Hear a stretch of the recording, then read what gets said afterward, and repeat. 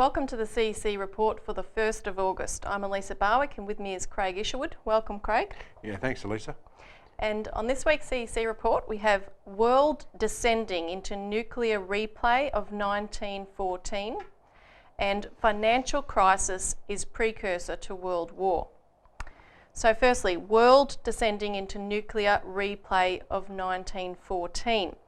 Now, anyone who's watched the news lately over the last week or two, or if you haven't been compelled to turn it off, will know that the world seems like a pretty crazy place right now. And in fact, this month, today, August, marks the anniversary, the 100th anniversary of World War I. Now, over the last week or so, there have been numerous warnings that we're up for World War III. And this time, of course, the difference is it's a nuclearised war. So I'm just going to report a couple of those warnings. Firstly, German historian Gerhard Krummeich, who is a professor at the Dusseldorf University, in an interview with Deutschlandfunk, basically said, look, it's exactly like 1914, but with nuclear weapons. Secondly, we had Tom Switzer at the University of Sydney, who's in the United States Studies Centre, and in the 30th of July Australian newspaper, he said this: for the West to further isolate Moscow and escalate military support to Ukraine is fraught with danger. Russia is a declining power, but it maintains a huge arsenal of nuclear weapons. If made desperate and humiliated further, it could be dangerous, like a cornered, wounded animal. And of course, Russia is, at the forefront of this nuclear war threat. In addition, Wolfgang Munkau, who's a top propagandist for the Financial Times and Der Spiegel, in his latest piece in the Financial Times, Deutschland, wrote that the argument that Russia has close to 500 billion euros in reserves and therefore can withstand the sanctions that are being levelled by Europe and by America is nonsense. And he said, we can crush the Russian economy in weeks by blocking their access to international payment systems which are owned by the West. And he added, payment systems are the nuclear bombs of the financial war. So we're talking both about the military side of things, but also financial warfare. And of course, this discussion is being brought on by the increased sanctions that have just been put up by both the US and by Europe.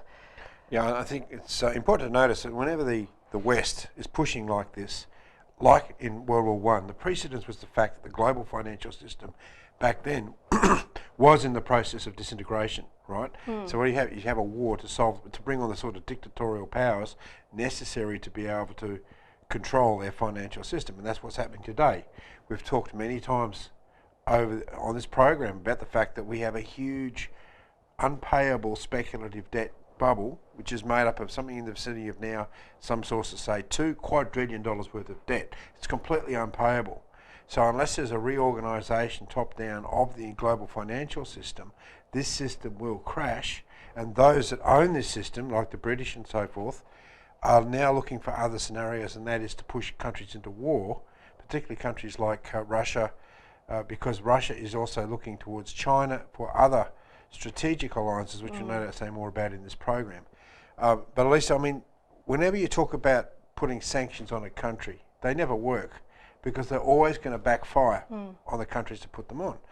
And the fact is that there's a recent report come out in the French economic daily called Opinion, where the writer of that opinion piece interviewed the CEO of Alstom, the president of the Association of European Businesses, and what he says is rather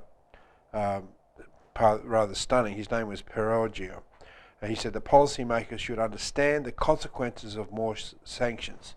Suspending all contracts with Russia, which is what these sanctions have implied, would imply itself 300,000 layoffs in Germany and at least 100,000 in France.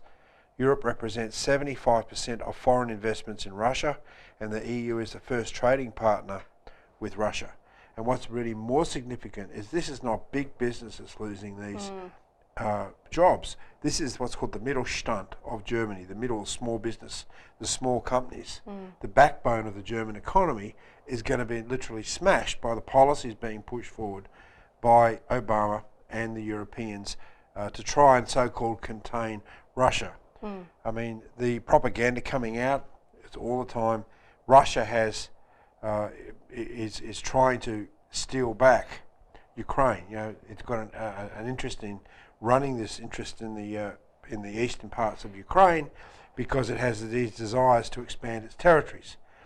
What we do know is that Russia has a strategic concern about the fact that it's worried about its own national security, because for the last 10 years or more, you've had this aggressive push by the Western nations through NATO to forward base weapons in order to be able to neutralise Russia's nuclear capability. And it's been the West that's been pushing forward and encroaching on Russian strategic interests, not Russia. And whenever you look around the globe, you see it's the West pushing these wars. Look, Iraq, Syria, Libya, so on and so forth, Afghanistan, right? It's the West, in effect, that have been propagating and prosecuting these wars. So, I mean, you have to look at the current scenario with Russia, and these, as you say, these sanctions are just the next step of pushing Russia into the potential of retaliating for a global nuclear war. And it's going to be nuclear because they do have a large nuclear arsenal, and look, old forms of warfare now have gone by the board. They don't exist anymore. I mean, they exist technically, but in terms of strategic ways that you propagate wars, it must be nuclear. And I think it's sort of obvious to anyone who just views what's going on, because it's clear that the Russians are willing to sit down at the table. They're the ones that have been promoting a process for peace in Ukraine the most heavily. And yet what the West keeps doing is just to ostracise them and push them further and further to the edge. You've had a decision by The Hague actually to fine the Russian government $51.5 billion for the 1990 takeover of Yukos Oil Company from the Russian oligarch Khodorkovsky. And this is 20 times larger than any previous verdict. So you've got that, you've got the fact that President Obama is now directly accusing Moscow of violating the 1987 treaty that banned the use of land-based cruise and ballistic missiles within certain ranges. And NATO had earlier said if this is happening, it can't go unanswered.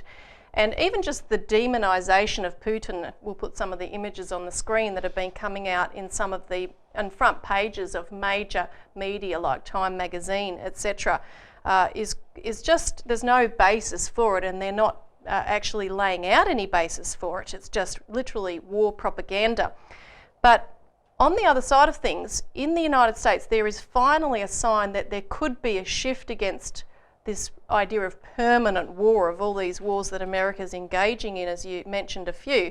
The US Congress just voted with an overwhelming majority for a House resolution that says that the President shall not deploy or maintain US troops in a sustained combat role in Iraq without congressional authorization. Yeah, that was a huge vote. 190 Democrats voted for it and 180 Republicans, and about 40 people voted against it.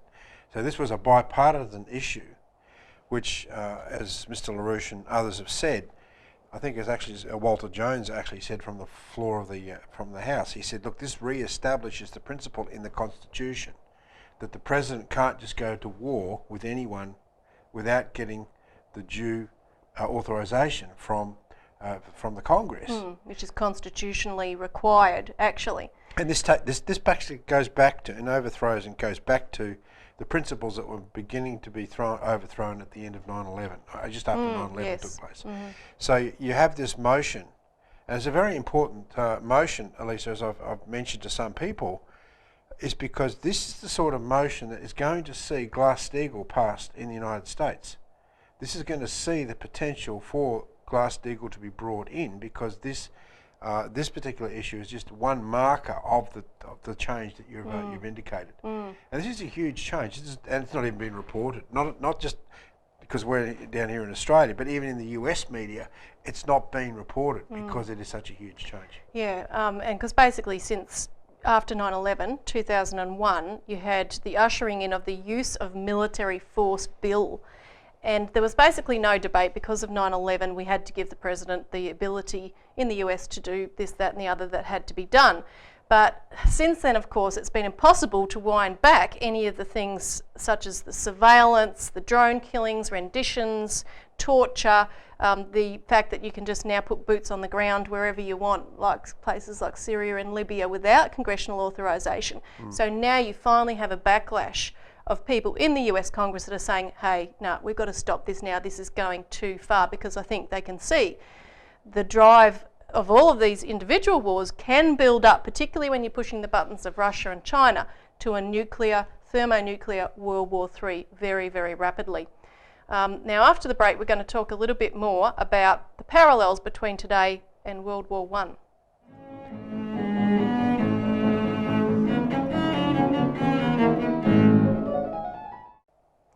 Welcome back. So we're talking about the parallels between today, 2014, and 1914, with the advent known as the Guns of August of World War I, the opening salvos that occurred in 1914. Now, I wanted to, in the last segment, we looked at a number of people that are warning of a thermonuclear World War III possibility, and I wanted to raise another commentator who's brought this up in the last period, and that is Swiss economist Alfonso Tuor. And he wrote about the BRICS summit. This is the summit that just occurred in Brazil a couple of weeks ago, of Brazil, Russia, India, China and South Africa, and of which the other heads of South American countries, the heads of state, were also invited, which, by the way, that landmass of the BRICS plus the rest of South America comprises 48% of the world's population. So this is half of humanity, which called for a new international financial architecture at that event and founded the new development bank, the NDB. So what this Swiss economist said about the BRICS summit is this. He said, as I wrote already on July 9th, those steps mark the beginning of the war against the role of the dollar and are considered by the United States as a hostile act, a casus belli, which means a cause of war. And he continued, practically, the political conditions that 100 years ago led to World War I are being recreated. Then the conflict was provoked by the superpower at that time, England, who feared the momentous rise of Wilhelmine Germany. Today, it is the USA to fear the rise of China and to try to push the world towards an updated version of Cold War. The Ukrainian events go in this direction, as well as the tensions on territorial waters in the China Sea, and especially Japan's decision, backed by Washington, to change the constitution and start a rearmament program. We can hope that those steps are not the beginning of a series of actions and reactions similar to those that in 1914 led to a 30-year war that has produced the geostrategic decline of Europe. So he's put it in a nutshell there, and in fact our organisation, Craig, has done quite a bit of research over the time about the real causes of World War I, and people can contact us for a copy of this 1995 EIR magazine, London Sets the Stage for a New Triple Entente, which lays out the situation in the world, which was characterised by financial crisis, similar to today, but also the attempt to deal with that, in which you saw the French, the Russians, Germany, China, and the likelihood of the United States joining in to create a strategic coalition for development. And the anchor of this was two figures, Sergei Witte, who was Russia's finance minister in this period through the 1890s, early 1900s, and Gabriel Hanotaux, who was the French foreign minister. And both had been looking at how to build up their nations as great industrial powers. This was, around the time of a great oncoming of industry and so forth. And these guys were even talking to the Pope Leo XIII at that time, who'd written Rerum Novarum, talking about the right of people to have representation by unions, etc., and the right of people to have pensions and unemployment benefits and all of that.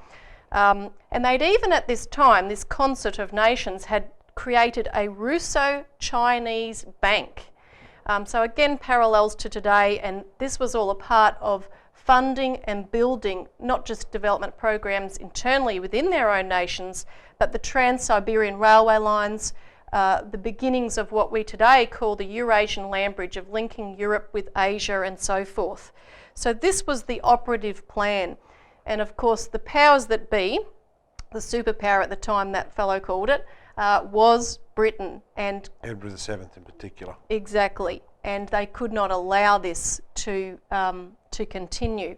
So obviously the various machinations, as you can read if you want to get a hold of the report, were put into place to blow up that and pitch one against the other essentially, and divide and conquer tactics. Yeah, I think the parallels are incredibly similar, because at the turn of the 20th century, in this period of 1890s through to about 1910, which is where these figures were looking at grand infrastructure development projects and collaboration around this principle of mutual development of their sovereign countries, which is what the whole principle is that we support, this principle of Westphalia, where it's the advantage of the other that you're concerned with as much as your own, if not more than your own. And this is what the BRICS is talking about, this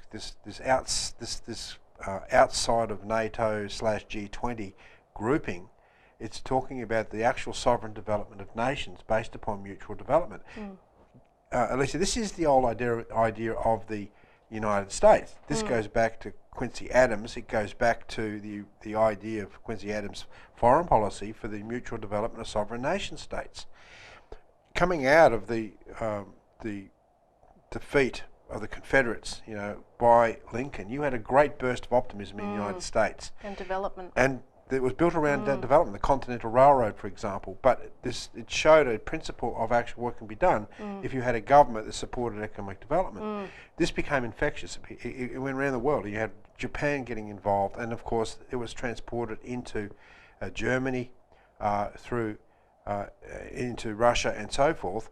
So this principle represented, at the period when the British Empire was so-called at its strongest, towards the end of the 19th century, a real threat.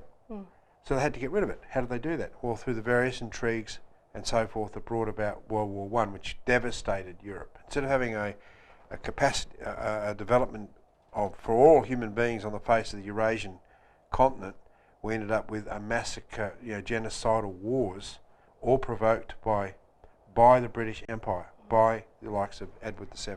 Yeah, and you look at the world today and you despair and you think, how do we lift people out of the mire of war that they're in? Because obviously when people are growing up in a situation like people in parts of the Middle East, in Iraq, etc. right now, they're growing up in a certain culture where they see no future. And of course, if you don't see a future, you have no vision, you have the innate sense of what man is capable of creativity and of developing forward is not there.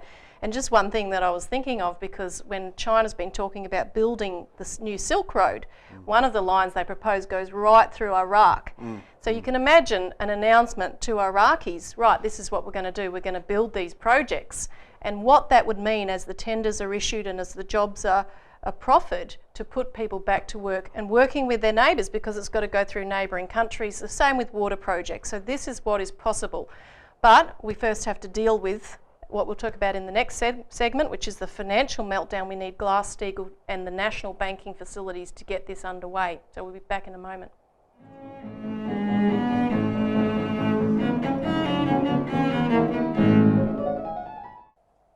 Welcome back. Financial crisis is precursor to World War. Now, as we were saying, in both World War I and World War II, as you got to the days of war breaking out, the financial crisis was imminent in both cases, as it is today. Now, just by way of update, I wanted to mention that Banco Espírito Santo, the largest Portuguese bank, has reported a loss of $4.6 billion for the second quarter. Now, this was yesterday, and their share trading was completely suspended. On resumption of trading, the shares lost 50%. Now, they are down, as of now, 90% since January. Now the thing is, this can have systemic implications because Banco Espirito Santo is 15% owned by the large French bank Crédit Agricole. And that bank is a core bank of the Eurozone and a systemic bank.